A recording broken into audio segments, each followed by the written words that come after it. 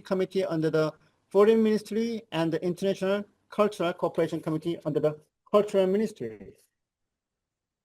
The Thai government, for its part, is currently operating a National Soft Power Strategy Committee chaired by Prime Minister. With substantial budgetary allocations in various fields, Thailand is promoting its cultural industries while enhancing the country's charm and soft power. I'm confident that if our two nations join hands as middle power soft power states, we will be able to create strong synergy. In particular, on September 5th, the first Korea-Thailand Joint Committee on Culture was convened in Seoul. At this meeting, our two countries explored avenues for soft power cooperation, and the discussion sought to set a direction for such cooperation going forward. I sincerely hope that the outcomes of the Joint Committee will provide a solid foundation for the research and academic exchange of scholars and students of Korean studies in Thailand.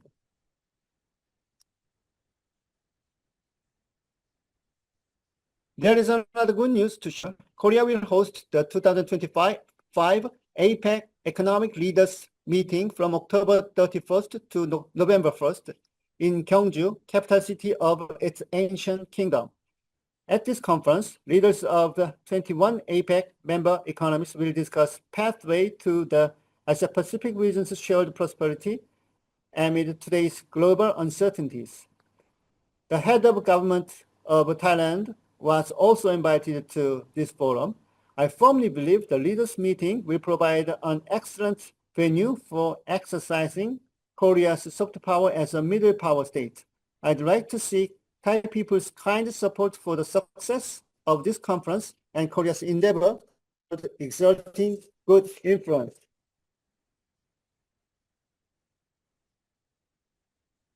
Ladies and gentlemen, soft power is not about domination. It's about cultivating trust and building a shared future. I hope that today's symposium will generate fresh, broaden the horizon, and further advance the study of Mekong-Salween civilization. In the upcoming session, the panelists will address the authentic core of cultural influence, and I trust that in line with the points I've shared today, diverse visions and perspectives will be exchanged in a spirit of openness. Once again, I extend my sincere gratitude for the honor of joining you as a keynote speaker. Looking forward to seeing the meaningful contributions each of you will make throughout this symposium. Thank you very much. Kokonkrao. Thank you. Thank you very much for your contribution and insightful presentation on the Korean soft power and how it relates to the powerful nation's branding. Okay, and I would like to go back to the audience. Is anyone would like to share your thoughts, or is anyone would like to ask Minister Kim the questions? Yes, you can raise your hand with the digital hand raising tools from your screen. If you don't want to ask here, you can write down to my chat message so I can ask this for you. Okay. Do you have any questions? If still there's no question, I have some. Oh, okay. Mitsuri, right? Okay. Please turn on the microphone and ask a question or share your thoughts, please. Yes. Good afternoon, Miss. And I'm sorry if I can be on cam. No worries. Yes. My name is Saira Biani and I'm from Pajajaran University, Bandung, Indonesia. I want to ask about something. How does South Korea's image influence the increase in international tourist visit? And are there any challenges or risks to cultural promotion? That is to focus on the entertainment industry, because we know the Korean is about the K-pop and anything about this. Uh, thank you. Okay, thank you. You, Mister, you would like to answer this about to increase the tourism and the power, especially by the K-pop, right?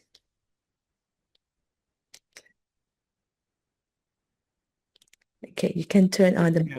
As I already said, Korea's culture went through turning point, and through the three turning point, Korea's cultural industry gained competitiveness, especially for the K-pop. I think, as I already mentioned, as a second turning point, Korea opened to the Japanese cultural market. So by doing so, we imported a lot of Japanese elements, and we learned from them, and we grew based on them, and we created our K-pop with differentiating characteristic from J-pop.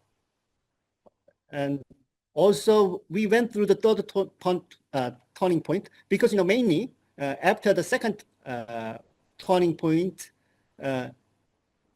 we formed the K-pop culture. Then mainly we exported to China.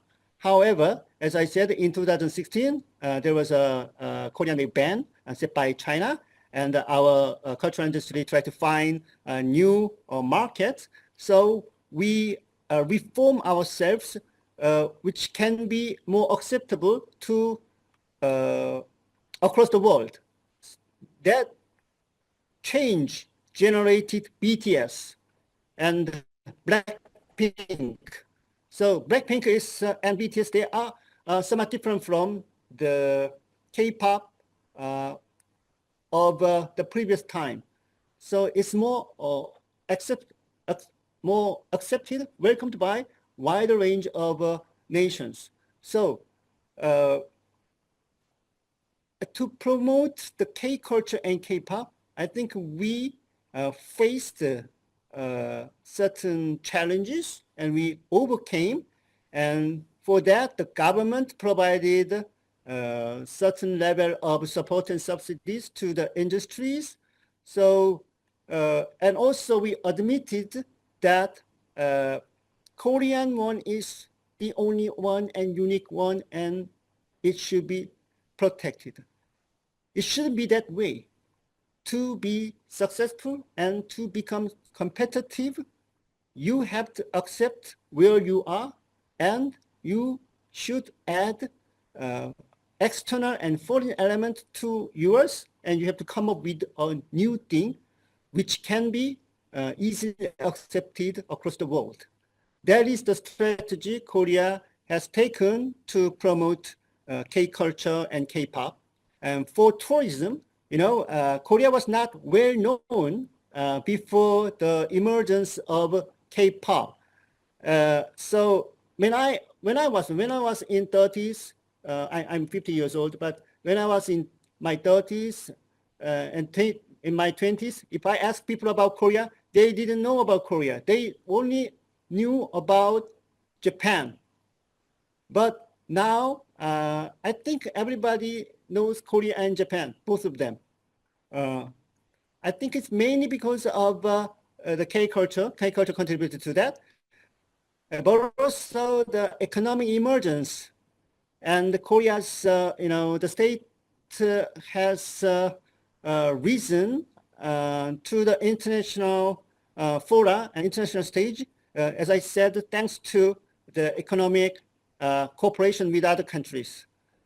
So also democracy contributed to that,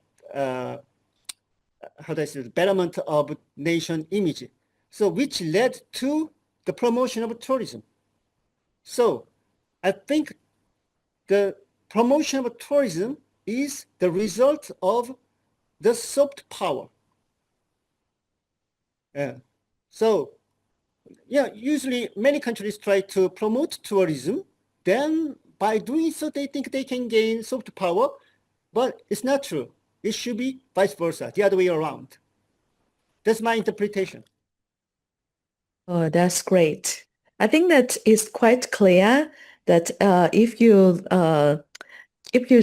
see the turning points as Mr. Kim said, that is a very nice one, like turning from competitor set from J-pop and for the Chinese, right?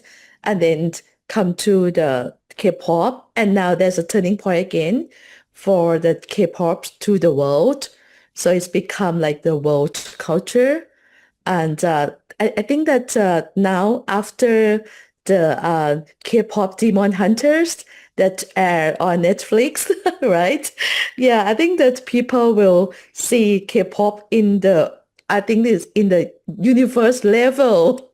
People, new generations, and it comes to the results of the tourism, but not only tourism. I agree with you. Yeah, that's a great one. It's a great tourist. And Thailand, we are doing on T-pop as well. Yes, right. Mr. Dr. Charuwan, you like to share something? Me and Kate are some example of Thai people who are charmed by K-pop. Like 2 nights ago, I was watching a K-drama called Bon Appetit, His Majesty. My My Peha. Majesty, yeah, Bon Appetit, My Majesty. Yes. Yes, I watched that drama and then I was so attached with the drama. And every time I watch the girl, cooking food, as soon as I finish the drama, I would just go to the kitchen, right to the kitchen and making food. And last week I made bibimbap. I think that is some secret that Korean soft power is doing to us. But I try to, find the answers, but I couldn't find answers because, I don't know, it's like so natural. Every time, I watch K-drama and happen to have like food on the table or someone cooking food, I would just go right away, to the kitchen to cook. So maybe, Your Excellency, you may have some answer for me. And I just want to know what are the secrets of Korean soft power. Thank you. Yeah, thank you for your question. This is just my interpretation.